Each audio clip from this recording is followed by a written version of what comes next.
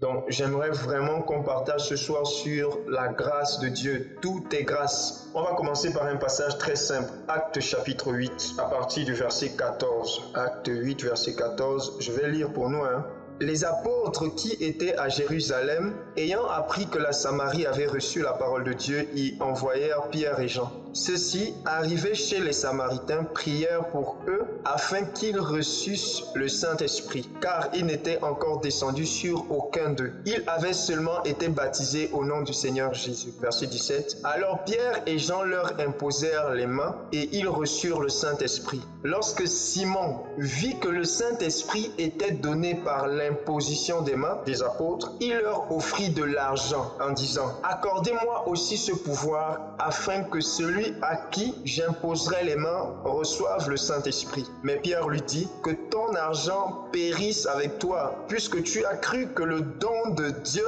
s'acquérait à prix d'argent. Il n'y a pour toi ni part ni lot dans cette affaire, car ton cœur n'est pas droit devant Dieu. » Et on continue. « Répands-toi donc de ta méchanceté et prie le Seigneur pour que la pensée de ton cœur te soit pardonnée s'il est possible, car je vois que tu es dans un fiel amer et dans les liens de l'iniquité. » Amen. Donc ici je vais revenir sur le contexte de l'histoire. C'est le Seigneur, après la persécution de l'église à Jérusalem, les frères et les sœurs, les premiers chrétiens, les premiers disciples seront dispersés ici et là. Et Philippe, qui faisait partie des 7 qui ont été choisis, donc Philippe va se retrouver en Samarie, conduit certainement par le Saint-Esprit pour annoncer l'évangile. Et Philippe va annoncer l'évangile, il y aura des miracles, voilà, et des choses extraordinaires vont se faire au travers Philippe, de tel point que les habitants de Samarie vont se repentir et croire en la parole que Philippe prêchait. Mais la Bible nous précise dans la même histoire qu'il y avait un homme dans la ville de Samarie qui avait depuis longtemps séduit les Samaritains par ses enchantements, par ses pratiques magiques, voilà.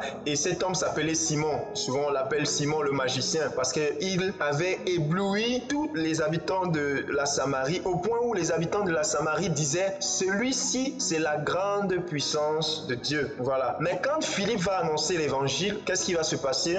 Simon lui-même sera étonné par la puissance que le Seigneur pouvait manifester au travers Philippe. Et la Bible précise que, en fait, Simon va se faire baptiser comme tous les autres. Il va croire comme tous les autres. Mais il y a une précision qui est dite, c'est que quand vous lisez un peu plus haut, on dit que Simon était voué à qui? À Philippe. Simon était voué à Philippe. Donc, il était voué à Philippe et non au Seigneur. Donc, Simon était attaché, d'accord, à Philippe. Mais Philippe n'a pas discerné ses motivations. Et lorsque les apôtres, Pierre et Jean, seront envoyés pour aller prier pour que les gens de la Samarie qui ont reçu le Seigneur, qui ont cru au Seigneur, puissent recevoir le Saint-Esprit, le don du Saint-Esprit, parce que le Saint-Esprit est un don que Dieu a accordé à tous ceux qui croient en lui, qui croient en Jésus. Donc, lorsque Simon va voir, d'accord, que le Saint-Esprit, le don du Saint-Esprit est accordé, d'accord, par l'imposition des mains. Quand je parle du don du Saint-Esprit, ici, il ne s'agit pas des dons spirituels. Je parle de l'Esprit de Dieu qui est donné à ceux qui croient en Jésus. Voilà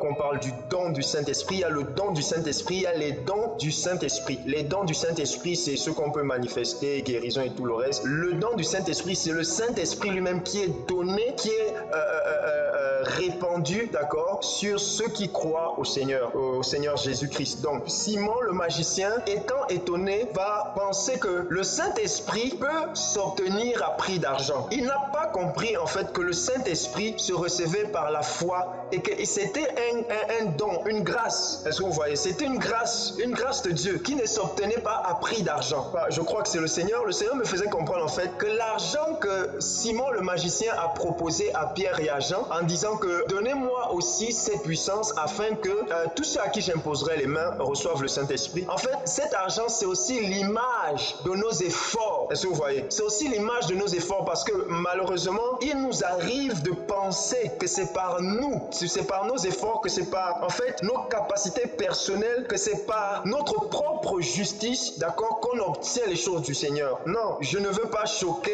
je ne parle pas dans le but de choquer ou de scandaliser quelqu'un, je ne veux pas parler avec prétention, mais en fait, il n'y a rien que l'homme obtienne de Dieu parce qu'il le mérite. Impossible. Impossible. Il n'y a rien que l'être humain obtienne de Dieu en disant qu'il mérite cette chose. C'est impossible. Tout ce que nous recevons du Seigneur n'est que grâce. Je précise, tout ce que nous recevons du Seigneur n'est que grâce. N'est que grâce. Le salut que nous avons reçu, regardez, Éphésiens chapitre 2 dit quoi? Vous êtes sauvés par quoi? Par la grâce. Vous êtes sauvés par la grâce au moyen de la foi et cela ne vient pas de vous. C'est un don de Dieu. Mais malheureusement, beaucoup de courants de pensée ou beaucoup de religions nous font croire qu'on peut obtenir le salut au prix de nos propres efforts. Mes frères et mes sœurs, si on pouvait être sauvés par nos propres efforts, d'accord? Si on pouvait être délivrés par nous-mêmes, Jésus ne serait pas venu mourir à la croix. C'est impossible. C'est impossible. Jésus est venu mourir sur la croix parce qu'en vérité, l'être humain ne pouvait pas se sauver lui-même. Et un jour, un jeune homme riche, je vais revenir sur l'histoire de Simon le magicien, mais vous connaissez les évangiles, la partie où cet homme riche vient dire à Jésus, Seigneur, que dois-je faire de bon pour avoir la vie éternelle? Regardez la question qu'il pose au Seigneur. Il dit, bon maître, qu'est-ce que je peux faire de bon? Qu'est-ce que je dois faire de bon pour obtenir la vie éternelle? Jésus va lui dire,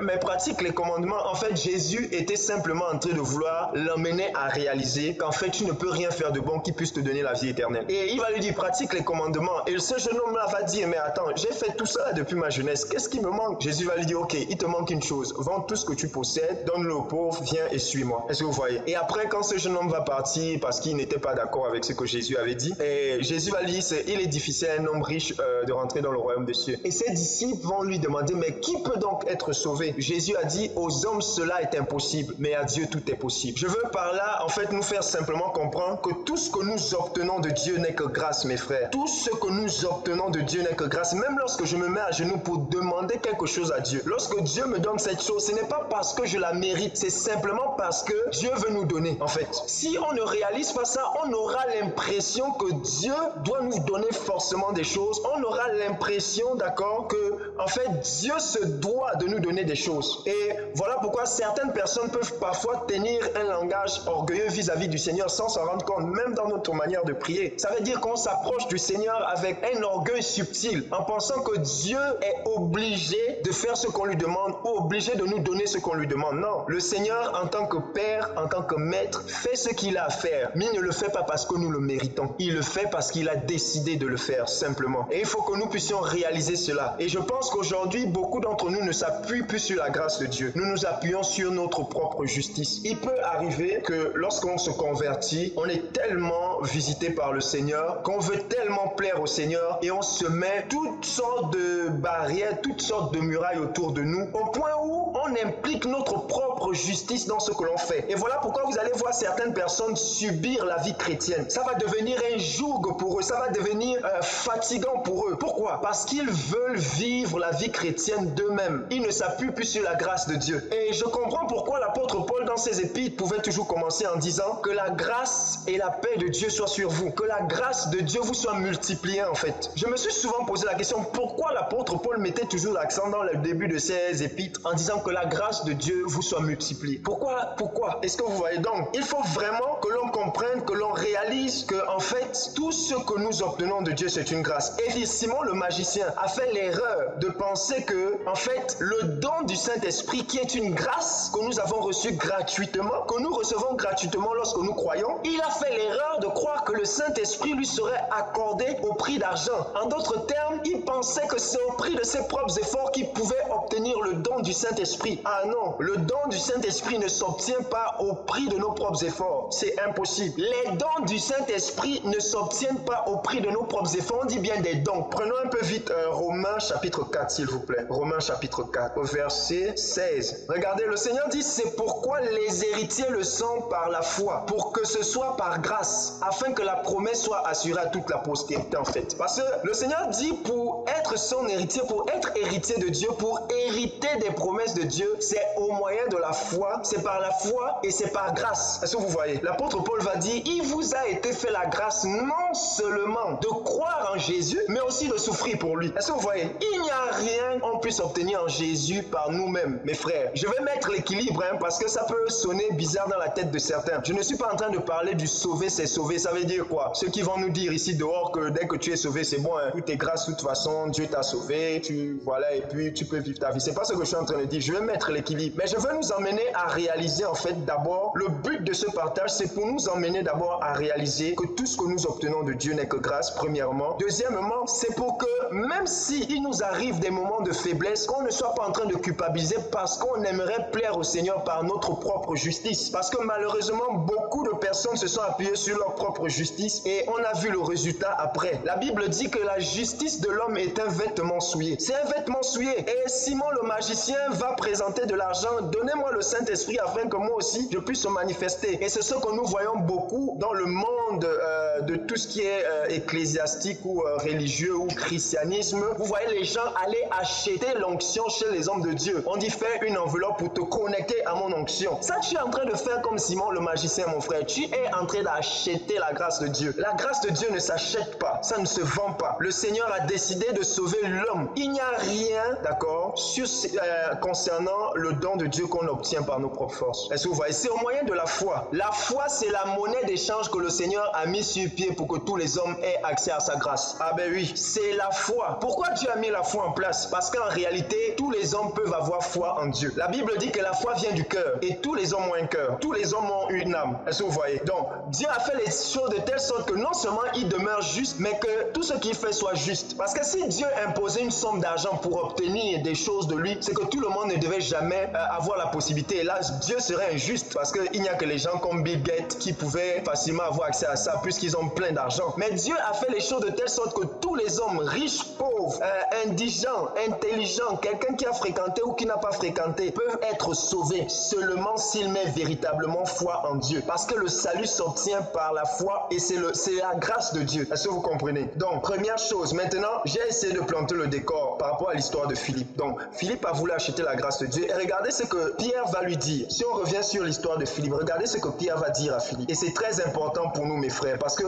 nous-mêmes, nous pouvons nous retrouver en train d'agir comme Simon le magicien en voulant acheter les grâces de Dieu, en voulant démontrer à Dieu, oh, c'est parce que je jeûne, c'est parce que je prie beaucoup que non, Dieu, tu dois me sauver, ou bien parce que je fais ceci ou cela que tu dois en retour me sauver. Non, c'est pas parce que j'ai jeûné 10 jours que ça veut dire que je vais obtenir le salut. Hein. Ce n'est pas parce que on jeûne, je dis je vais jeûner pour que le Seigneur puisse me sauver, ou bien pour que le Seigneur puisse m'exaucer, qui va le faire? Dieu ne le fait pas parce que tu jeûnes. Attention, le jeûne n'oblige pas Dieu à t'exaucer. Le jeûne n'oblige pas Dieu à t'exaucer. Les 3 heures, les 4 heures de prière que tu fais n'oblige pas Dieu à t'exaucer. Ce n'est pas ça qui pousse Dieu à l'exaucement. Ah ben non, ce qui amène Dieu à nous exaucer, à nous donner ce qu'on lui demande selon sa volonté, c'est sa grâce. C'est sa grâce. C'est simplement sa grâce. Maintenant, si c'est seulement sa grâce qui nous fait obtenir les choses de Dieu, alors à quoi ça nous sert de prier? À quoi ça nous sert de jeûner? À quoi ça nous sert de faire certaines choses que nous pratiquons tous les jours pour nous maintenir dans la foi? Ça, on va en parler. Donc, Simon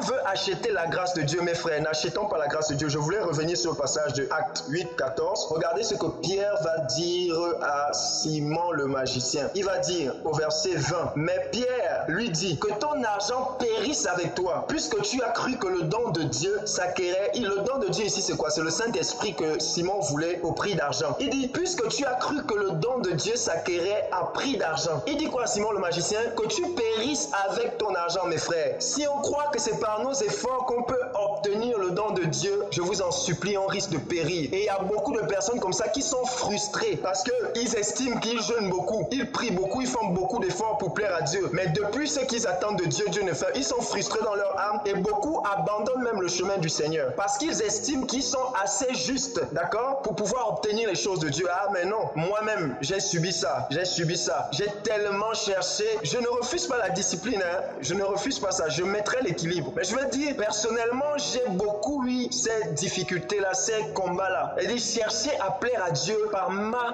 propre justice. Parce que regardez, si on obtient les choses de Dieu par nous-mêmes, d'accord, par notre propre justice, ce n'est plus une grâce, c'est un mérite. C'est un salaire qu'on nous donne. On donne un salaire à quelqu'un lorsqu'il a travaillé, d'accord? On donne un salaire à quelqu'un lorsqu'il a travaillé. Et si Dieu doit nous donner le don du Saint-Esprit parce qu'on a fait des efforts, ça veut dire qu'on mérite le Saint-Esprit. Or, c'est faux. On ne mérite rien. Ce que nous méritons, ce que l'humanité mérite, c'est d'être condamné éternellement en enfer. Voilà ce que nous on mérite. Voilà ce qu'on mérite. La Bible dit que car tous ont péché et ont été privés de la gloire de Dieu, mais ils sont gratuitement justifiés. Ah bah oui, gratuitement rachetés. C'est d'abord gratuit, c'est gratuit, c'est gratuit. Donc, il dit, le don de Dieu ne s'acquiert pas à prix d'argent. Verset 21, regardez ce qu'il va dire. Il n'y a pour toi ni part ni lot dans cette affaire. Tous ceux qui pensent qu'ils peuvent obtenir les choses de Dieu par leur propre justice, sachez que vous êtes disqualifiés d'avance. Vous êtes disqualifiés. Paul pouvait dire aux chrétiens de Galate, il va dire que vous qui cherchez à être justifiés par la loi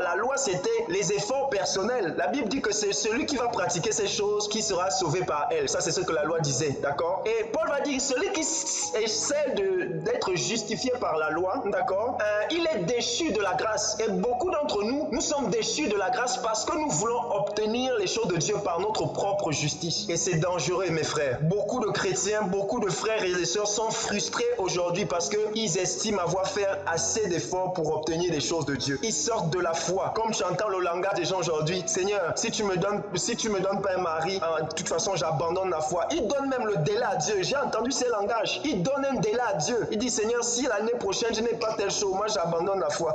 Mon frère, tu pars, ça ne va rien changer sur la gloire de Dieu. Dieu n'était pas obligé de te sauver. Ah ben oui, Dieu n'était pas obligé de nous sauver. Il n'était pas obligé de nous donner le Saint-Esprit. Ce n'est pas écrit quelque part qu'il est obligé de le faire. S'il a décidé de le faire, la Bible dit que c'est par amour. Tu entends les gens dire, oh non Seigneur, si tu me donnes pas telle chose, je vais abandonner la foi. Seigneur, pourquoi tu ne fais pas ceci? D'ailleurs, pourquoi je prie?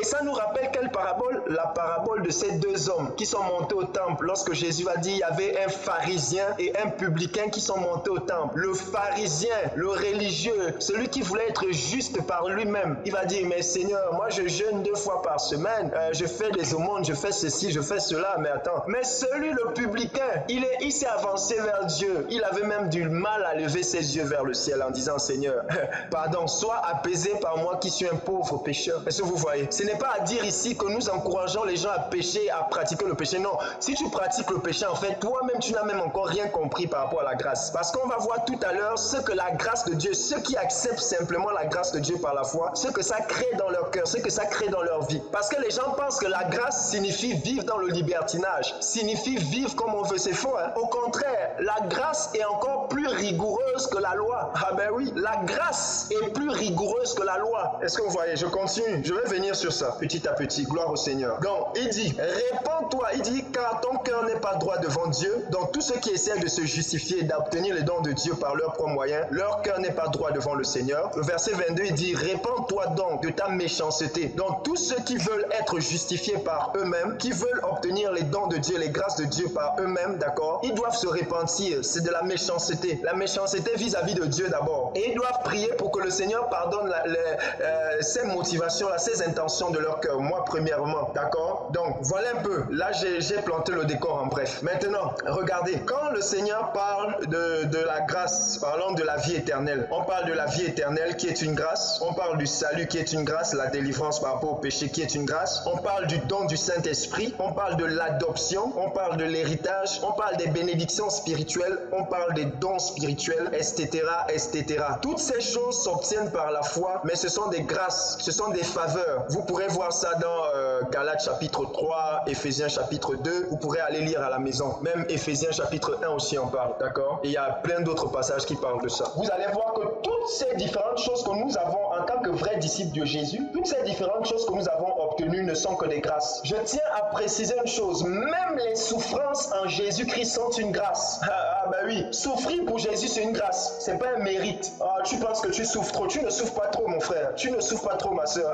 C'est une grâce de souffrir pour Jésus. Regardez, quand les disciples étaient persécutés, la Bible va dire qu'ils sont rentrés et ils étaient heureux. Pourquoi? Parce qu'il disait qu'ils ont été jugés dignes de souffrir pour le Seigneur, mon frère. Il faut être jugé digne, ce n'est pas n'importe qui que Dieu permet de souffrir pour lui. Ah ben oui, quand Dieu fait la grâce de souffrir pour lui, mais c'est magnifique. On voit les gens pleurer sur leur souffrance, c'est compliqué, se plaindre, mais ils ne savent pas que c'est une grâce. Même les souffrances en Jésus, c'est une grâce. Philippiens 1, 29, voilà. La Bible dit car il vous a été fait la grâce par rapport à Christ, non seulement de croire en lui, mais encore de souffrir pour lui. Waouh! Donc, la foi que nous avons en Jésus est une grâce. Les souffrances en Jésus-Christ sont des grâces, au même titre que les dons spirituels. Attention, oui, c'est une grâce. Souffrir pour Jésus, c'est une grâce. Le salut en Jésus, la délivrance là, par rapport au péché, c'est une grâce. La vie éternelle là, c'est une grâce. Le don du Saint-Esprit, c'est une grâce. L'adoption, le fait que le Seigneur Dieu, Jésus-Christ, ait fait de nous ses enfants, c'est une grâce. L'héritage céleste que Dieu nous réserve dans le ciel, qu'il nous donne déjà de vivre sur la terre, de manifester en quelque sorte sur la terre par des prémices, c'est aussi une grâce. Les bénédictions spirituelles sont des grâces. Tout ce que nous pouvons avoir en Jésus-Christ sont des grâces. Mais maintenant, pourquoi devons-nous prier? Pourquoi devons-nous prier? Pourquoi devons-nous jeûner? Pourquoi devons-nous méditer la Bible? Je veux parler de la prière, de la méditation, du jeûne comme des outils que Dieu nous donne, d'accord, pour garder les dons et les grâces qu'il nous a donnés. Est-ce que vous voyez? C'est comme Dieu est un bon papa, Dieu est un bon ami. Non seulement il te fait des dons, il t'accorde des dons, il te donne des grâces, mais il te donne le moyen de conserver ces choses-là qu'il te donne gratuitement. Est-ce que vous voyez? C'est comme si tu pars acheter par exemple un ordinateur et on te donne tous les outils nécessaires pour entretenir cet ordinateur pour qu'il ne se gâte pas. C'est la même chose que Dieu fait. Il nous donne le salut gratuitement, il nous donne le don du Saint-Esprit gratuitement, toutes les autres choses gratuitement, mais ensuite il nous donne la prière, le jeûne, la méditation de sa parole comme des outils pour conserver, d'accord, ces choses qu'il nous a données gratuitement. C'est là où intervient la prière, c'est là où intervient la méditation, c'est là où intervient le jeûne. Le jeûne n'intervient pas comme une justice humaine, non, le jeûne intervient, d'accord, comme un outil pour nous aider à conserver le salut que Dieu nous a donné, à le garder, à le maintenir. La prière aussi, la méditation de la Bible aussi. Est-ce que vous voyez? Donc voilà pourquoi on pratique ces choses. C'est vrai que lorsqu'on enseigne sur la prière, il y a d'autres aspects qui ressortent, mais voilà l'un des aspects, l'un des buts de la prière, l'un des buts de la méditation, l'un des buts du jeûne. Moi, je pensais auparavant, c'est parce que je jeûne beaucoup. Attention, je jeûne toujours. J'aime beaucoup le jeûne de toute façon. Mais dans ma tête, il y avait une mauvaise conception, c'est que je jeûnais beaucoup dans le but d'obtenir des choses de Dieu. Et ça a créé en moi beaucoup de frustration à un moment donné. Parce que je pensais que j'étais assez juste devant Dieu pour obtenir des choses du Seigneur. Mais gloire soit rendue au Seigneur parce qu'il m'a fait grâce de comprendre que non, ce n'est pas le but pour lequel tu dois jeûner. Et par la grâce du Seigneur, aujourd'hui, si je jeûne, ce n'est pas pour obtenir que Dieu me donne, qu'il ne me donne rien, c'est pas mon problème. Ce que je sais, c'est que je dois prier, je dois jeûner, je dois méditer, je dois être en communion avec mon Seigneur. C'est tout. Qu'il me donne pas, ça c'est pas ma préoccupation là-bas. Est-ce que vous voyez? Maintenant, si le salut est une grâce, la délivrance est une grâce, le Saint-Esprit que nous recevons est une grâce, on ne mérite pas. On a dit que la foi est le moyen que Dieu a mis en place pour pouvoir, d'accord, obtenir les choses qu'il nous donne gratuitement. Et la Bible dit que la foi vient de ce que l'on entend, et ce que l'on entend vient de la parole de Dieu. Voilà pourquoi le Seigneur permet que l'évangile soit prêché, afin que cet évangile qui est prêché, que les hommes y croient, et lorsqu'ils mettront foi en la parole de Dieu qui leur est annoncée, d'accord, cette foi-là va leur faire rentrer dans les grâces que Dieu a préparées d'avance. Oh merci Seigneur, regardez, Éphésiens chapitre 2 dit quoi? Que le Seigneur a préparé d'avance les bonnes œuvres que nous devons pratiquer. Ça veut dire que même les bonnes œuvres que nous pratiquons, ce sont des choses que le Seigneur a préparées d'avance pour que nous puissions simplement les pratiquer. Tu ne pratiques pas les bonnes œuvres parce que tu es meilleur que quelqu'un. Ah non, tu pratiques les bonnes œuvres parce qu'en vérité, Dieu a préparé des bonnes œuvres. Quand il t'a créé, d'accord, il a dit que bon, tu vas te convertir et après ta conversion, voilà dans quoi, d'accord, tu vas rentrer. Voilà les œuvres, les bonnes œuvres qu'il a préparées pour que tu puisses simplement les pratiquer. Donc, lorsque tu es dans la prière, en communion avec le Saint-Esprit, avec le Seigneur, qu'est-ce qu'il va te faire? Le Saint-Esprit va maintenant te conduire dans ces bonnes œuvres qu'il a préparées d'avance pour toi. Voilà pourquoi on a une communion avec le Seigneur, pour qu'il nous introduise dans ces choses qu'il a préparées lui-même d'avance. Parce que même le sacrifice de Jésus, comme vous le savez pour ceux qui lisent la Bible, a été fait avant la fondation du monde. Je veux dire spirituellement parlant, mais c'était déjà exécuté. Est-ce que vous voyez? Donc, c'est valable pour les différentes grâces que nous obtenons de Dieu. Ces choses sont déjà disponibles de manière spirituelle. Maintenant, pour que ces choses soient manifestes dans nos vies, on les obtient simplement par la foi et non par notre propre justice et non par de l'argent ou par quoi que ce soit. Non, c'est par la foi. Donc, voilà pourquoi nous prions, voilà pourquoi nous méditons. Maintenant, je vais prendre un autre passage. Qui parle de la grâce du Seigneur. Donc, Tite chapitre 2, verset 11.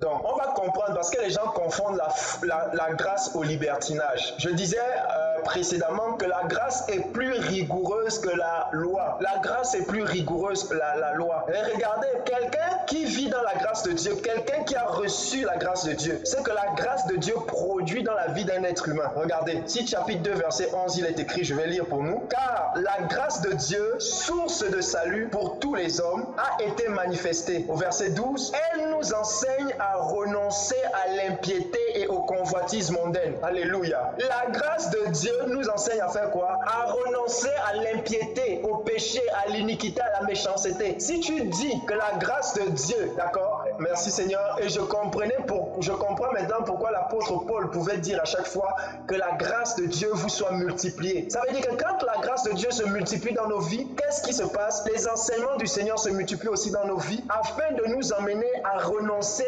davantage à l'impiété et aux convoitises mondaines. Ça veut dire plus la grâce de Dieu est manifeste dans nos vies, d'accord? La grâce de Dieu là, plus elle abonde dans nos vies, merci Seigneur, qu'est-ce qui se passe? Plus on va renoncer au monde, plus on va renoncer au péché, à l'impiété et à tout ce qui n'est pas agréable au Seigneur. C'est ce à quoi la grâce de Dieu nous pousse. La grâce de Dieu nous pousse, nous enseigne. On dit bien, elle nous enseigne. La grâce de Dieu est un enseignant, est un pédagogue. La grâce de Dieu est un enseignant. Elle nous enseigne à renoncer à l'impiété, aux convoitises mondaines. Quelqu'un ne peut pas dire que vraiment c'est Dieu qui me fait grâce alors que la personne pratique le péché, la personne est esclave du péché. Non, mon frère, ma soeur, tu n'es pas dans la grâce de Dieu. Parce que si tu es dans la grâce de Dieu et que la grâce de Dieu est ton partage, cette grâce-là te poussera, d'accord, à vivre loin du péché, loin des convoitises de ce monde. Et on dit, elle nous enseigne à renoncer à l'impiété, aux convoitises mondaines et à vivre dans le siècle présent selon la sagesse, la justice et la piété, en attendant la bienheureuse espérance et la manifestation de la gloire du grand Dieu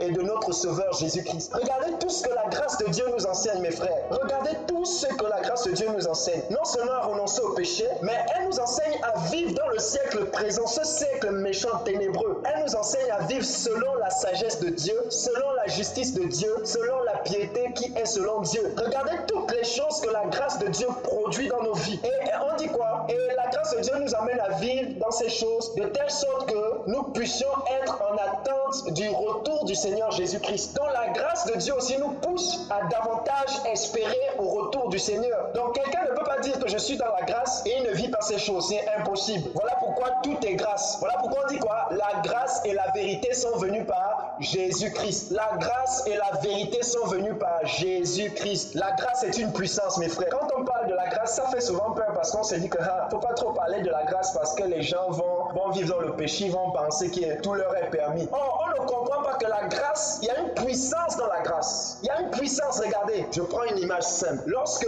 vous avez en face de vous quelqu'un, d'accord, par exemple, à qui vous avez fait du tort, vous avez posé un acte, vous avez dit quelque chose contre lui qui l'a blessé, il n'est pas content, mais qui, malgré le tort que vous lui avez causé, réussit quand même à vous pardonner, réussit quand même à oublier ce que vous avez fait et à toujours partager avec vous ce qu'il a à vous aider. Je vous assure, indépendamment de vous-même, vous allez vouloir plaire à cette personne. Vous n'allez plus chercher à essayer de faire du mal à cette personne. Contrairement à quelqu'un qui passe le temps à vous maltraiter, quelqu'un qui passe le temps à vous maltraiter, à vous condamner. Ça veut dire même si vous faites des choses pour cette personne, vous n'allez pas, en fait vous allez faire ces choses par peur de cette personne. Vous allez faire ces choses par hypocrisie. Vous allez essayer de faire les choses pour plaire à la personne par hypocrisie, de peur que la personne ne vous blâme, de peur que la personne ne vous condamne. Or, quand quelqu'un use de bonté envers vous, voilà pourquoi le Seigneur Jésus-Christ a dit, celui à qui on pardonne beaucoup aime beaucoup, celui à qui on pardonne peu aime peu. Parce que quand tu réalises la grâce de Dieu, qu'on était destiné à l'enfer, quand tu réalises que Jésus a souffert à ta place, quand tu réalises cette grâce, mon frère, tu n'as plus envie de pécher, tu n'as plus envie, d'accord, de blesser le cœur de Dieu. Voilà ce que la grâce de Dieu produit dans nos vies. Quand tu réalises ce que Christ a dû endurer pour toi, mon frère, tu ne veux même plus faire le moindre mal. Tu ne veux plus faire le moindre mal. Mais les gens prennent la grâce de Dieu aujourd'hui comme un moyen de vivre dans le libertinage, comme un moyen de vivre dans le péché et ils justifient ça. Dieu est amour, Dieu est grâce et tout le reste. Ah ben non, si réellement la grâce de Dieu vous a touché là, si vraiment la grâce de Jésus t'a touché, mon frère, ma soeur, cette grâce qui t'a touché, la puissance de la grâce qui agit en toi te poussera à craindre davantage Dieu, te poussera à aimer davantage davantage Dieu, te poussera davantage à rechercher Dieu, parce que tu veux connaître celui-là qui a usé d'autant de bonté envers toi. Ah ben oui, c'est ça la grâce de Dieu. Et on ne mérite rien, mes frères. On ne mérite rien du tout. On ne mérite rien. Et lorsqu'on réalise qu'on ne mérite rien, on va s'approcher devant Dieu avec humilité. On ne va plus se tenir dans la prière avec une prétention subtile, mais on va s'approcher de Dieu avec humilité. Avec humilité, on va réaliser à quel point le Seigneur nous aime, à quel point, en vérité, on ne peut rien obtenir de nous-mêmes. Mon frère, on ne peut rien mériter de nous-mêmes. Je veux nous encourager à nous appuyer sur la grâce du Seigneur. Si véritablement on s'appuie sur la grâce du Seigneur, la véritable grâce du Seigneur, cette grâce-là nous emmènera à aimer le Seigneur. Si tu vois que tu t'appuies sur la grâce du Seigneur et que tu n'arrives pas à vivre comme le Seigneur veut, en fait, c'est que tu ne t'appuies pas sur la grâce du Seigneur. Ah ben oui. Si tu t'appuies vraiment sur la grâce du Seigneur, là, la vraie grâce que Jésus est venu avec, comme on dit, la grâce et la vérité sont venues par Jésus, là. Si tu t'appuies sur cette grâce-là, certainement elle produira en toi la vie de sainteté, la vie de crainte de Dieu. Certainement, elle mettra en toi le dégoût du péché. Mais si tu vois que tu dis que tu t'appuies sur la grâce et que ça n'a rien changé dans ton cœur, c'est qu'en fait, c'est pas la grâce de Dieu là-bas, c'est une autre grâce. Je ne sais pas où c'est la grâce, mais c'est peut-être une autre grâce, mais pas la grâce de Dieu. C'est pas la grâce de Dieu là-bas. La vraie grâce de Dieu là produit la vie de sainteté en nous. Et je veux vraiment nous encourager à nous appuyer sur la grâce du Seigneur, à nous appuyer sur la grâce du Seigneur, parce que c'est par la grâce que nous sommes sauvés. C'est par la grâce que nous pouvons obtenir toutes choses de Dieu. Je vais prendre un dernier passage. Hébreux chapitre 10 à partir du verset 4. Car il est impossible que le sang des taureaux et des boucs ôte les péchés. C'est pourquoi Christ, entrant dans le monde, dit: tu n'as voulu ni sacrifice ni offrande, mais tu m'as formé un corps. Regardez la précision. On dit que Jésus-Christ, avant d'entrer dans le monde, avant de venir accomplir l'œuvre qu'il est venu accomplir sur la terre, il va dire quoi? Tu n'as voulu ni sacrifice ni offrande. Mon frère, tu ne peux pas impressionner Dieu par tes sacrifices. Les sacrifices et les offrandes ici, ce sont notre justice propre. C'est notre justice propre, ou notre propre justice, j'allais dire. Jésus-Christ dit: tu n'as voulu ni sacrifice ni offrande. Mais et pourtant, ce sont des choses qui étaient dans la loi de Moïse. Mais comment après le Seigneur dit que malgré que c'était écrit dans la loi de Moïse qu'il fallait faire certains sacrifices pour telle chose, mais après Jésus lui dit que tu n'as voulu ni sacrifice ni offrande, mais tu m'as formé un corps. Tu n'as agréé ni holocauste ni sacrifice pour le péché. Alors j'ai dit: voici, je viens. Dans le rouleau du livre, il est question de moi pour faire, ô Dieu, ta volonté. Est-ce que vous voyez? Et je continue. Après avoir dit d'abord: tu n'as voulu et tu n'as agréé ni sacrifice ni offrande, ni holocauste ni sacrifice pour le péché, ce que l'on offre selon la loi. Il dit ensuite: voici, je viens pour faire ta volonté. Il abolit ainsi la première chose pour établir la seconde. C'est en vertu de cette volonté que nous sommes sanctifiés par l'offrande du corps de Jésus-Christ une fois pour toutes. Donc, mon frère, je veux t'encourager à ne pas, compter sur ta justice. C'est bien de jeûner, c'est bien de prier, c'est bien de méditer la Bible. Si tu ne le fais pas, tu mourras spirituellement. Mais ce n'est pas ça, qui te fait obtenir les grâces et les dons de Dieu. Ce n'est pas ça. Ce n'est pas ça. Quand le Seigneur dit: demandez et il vous sera donné. Je suis libre de te donner ou de ne pas le donner. Jésus va dire quoi? Merci Seigneur. Dans la parabole des ouvriers de la dernière heure là, lorsqu'il va commencer à distribuer les récompenses ou le salaire à la fin, les autres vont se fâcher en disant: mais Seigneur, nous on a travaillé depuis la journée là-bas, celui-ci est venu à peine là, comment tu peux lui donner la même chose que nous? Il va dire que le Seigneur va répondre dans cette parabole que je suis libre de faire ce que je veux de mon bien. Vous avez déjà lu cette parabole, je crois. Il dit: je suis libre de faire ce que je veux de mon bien. Dieu est libre de faire ce qu'il veut de ce qu'il possède comme bien. Donc ce n'est pas parce que tu auras fait des gymnastiques, des choses, des jeûnes de 40 jours, de 50 jours, de 70 jours ou des prières agonisantes que ça veut dire que le Seigneur te donne des choses parce que tu l'as fait. Non, ce n'est pas ta prière qui pousse Dieu, mais ce n'est pas ta prière qui fait en sorte que en fait Dieu te donne. C'est d'abord parce que Dieu a dit qu'il va le faire. Maintenant, comme Dieu a dit qu'il va le faire, il nous a donné un moyen d'obtenir ce qu'il a dit qu'il va faire, et c'est par la prière qu'on obtient. Mais si tu vas avec l'idée, tu vas devant Dieu, que Seigneur, tu dois me donner parce que je fais telle chose. Seigneur, tu dois me donner parce que je prie tant d'heures. Seigneur, tu dois me donner parce que je jeûne comme ça. Seigneur, tu dois me donner parce que je suis intègre. Ça fait 7 ans, 10 ans, 20 ans que je te suis. Seigneur, je suis avec toi dans la maison depuis comme le grand frère du fils prodigue. Seigneur, ça fait longtemps que je te sers. Je n'ai jamais volé ceci. Je n'ai jamais gâché ton héritage. Mais mon frère, si, qui allait gaspiller sa part de bien avec les prostituées, c'est à lui que tu fais la fête parce qu'il est revenu. Le Seigneur va lui dire, mais attends, fils, tu es avec moi dans la maison. Tout ce que j'ai t'appartient. J'ai mis tout ce que j'ai à ta disposition. Le Seigneur Jésus a simplement mis tout ce qu'il possède à notre disposition. Et la Bible dit dans Jean chapitre 1 que nous avons reçu grâce pour grâce de la part de Jésus. Nous avons reçu grâce pour grâce, mes frères. Nous avons reçu grâce pour grâce. Tout ce que nous recevons, ce sont des grâces que Jésus a, que le Père a donné à son Fils unique, Jésus-Christ. Et Jésus-Christ maintenant, comme c'est un bon ami, comme c'est un bon époux, il partage ça simplement avec nous et c'est par le moyen de la foi. La prière, c'est pour communier avec lui, pour lui demander. Il n'est pas obligé de nous donner, il est libre de nous donner oui ou non. Lorsqu'on s'approche de Dieu avec cette conception-là, on approche Dieu avec humilité. Mais si on estime mériter quoi que ce soit du Seigneur, on sera rempli de frustration, on va murmurer contre Dieu, on va faire tellement de choses contre le Seigneur qui vont blesser le cœur du Seigneur. Est-ce que vous voyez? Vous voyez comment Israël a murmuré pour avoir de la nourriture dans le désert, non? Dieu leur a donné, non? Mais après Dieu les a frappés. Donc Dieu peut même te donner des choses parce que tu murmures, mais ce sont des pièges pour toi parce que Dieu peut te frapper après. Le fait que Dieu nous donne certaines choses ne signifie pas que notre manière de faire est toujours bonne. Donc voilà un peu, je vais m'arrêter par là. Je ne sais pas, par la grâce du Seigneur, je me suis efforcé de partager avec vous ce que le Seigneur m'a fait grâce de comprendre. J'en ai fini par la grâce du Seigneur. Que le Seigneur soit béni et soit glorifié au nom de Jésus. Amen.